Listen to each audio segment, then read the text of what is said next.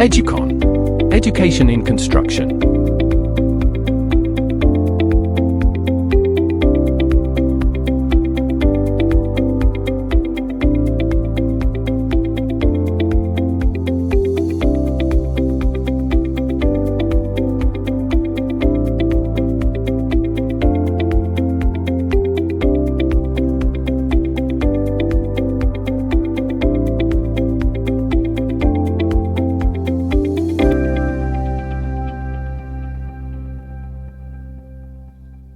Okay, let's dive right into this. Welcome to today's explainer on Unit 10 101.2.1, Common Causes of Accidents in Construction.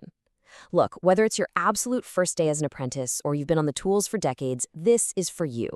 We all know construction sites are these dynamic, super fast-paced, and incredibly complex environments. And honestly, that means the potential for things to go sideways is always there if we aren't paying close attention. So today, we're going to take a really close look at the data to understand exactly where those risks are coming from. We're talking trips, falls from height, slips, lack of training, horseplay, the whole shebang, so you can stop them dead in their tracks. So, here is our agenda for today. First, the safety brief.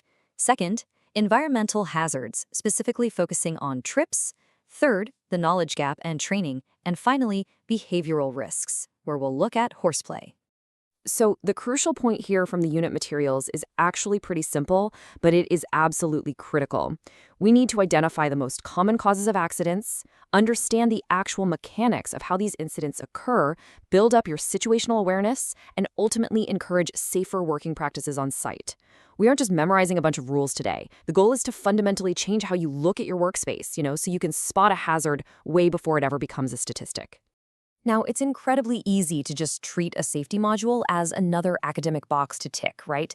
But just think about the reality of what we're actually talking about here. We are looking at severe, real-world consequences.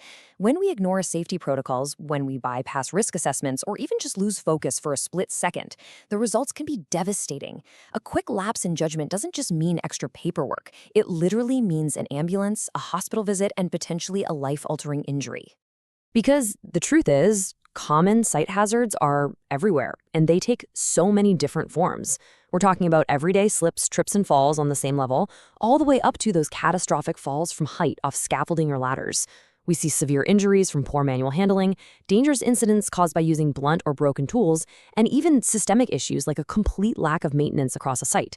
Oh, and let's not forget the big one, doing tasks with absolutely no risk assessments in place. It's a massive spectrum of danger.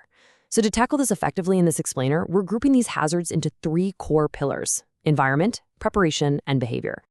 Section 1. Environmental hazards, focusing on trips.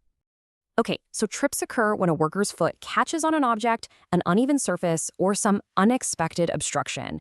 And I really want to emphasize this point.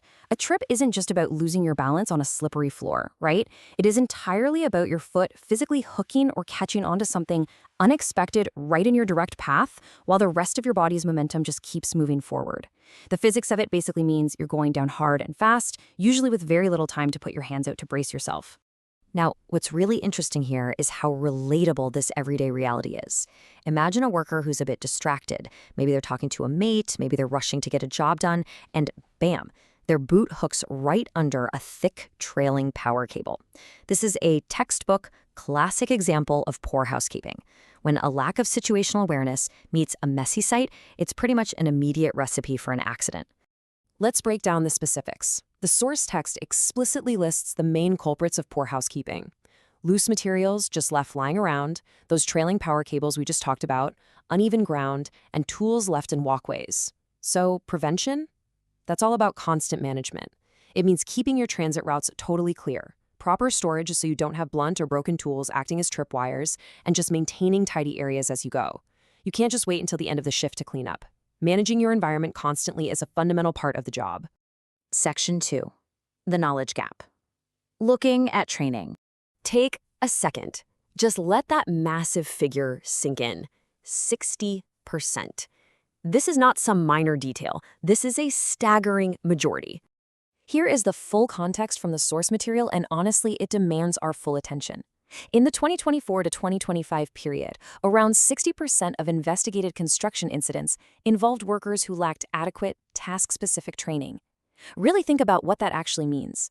The majority of these devastating accidents, they aren't acts of God. They aren't just a bit of bad luck. They are the direct, measurable result of workers stepping up to perform tasks without the specific training they needed to do it safely.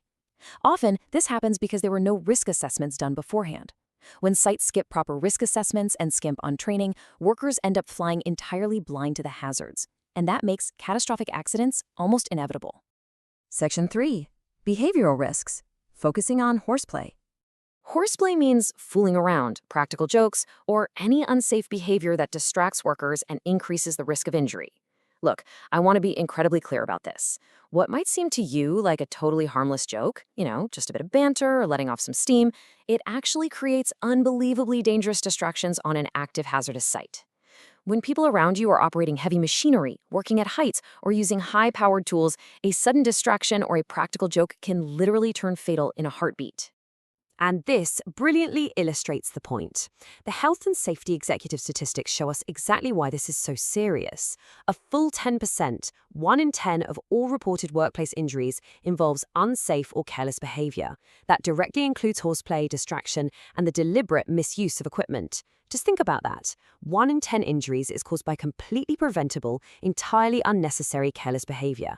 That is a staggering human cost just for a quick laugh. So what does this actually look like in practice?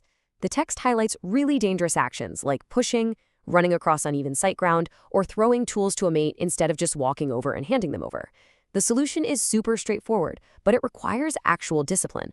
We prevent these injuries by maintaining strict professionalism at all times, keeping a laser focus on the task at hand, making sure there is active supervision, and strictly adhering to clear site rules.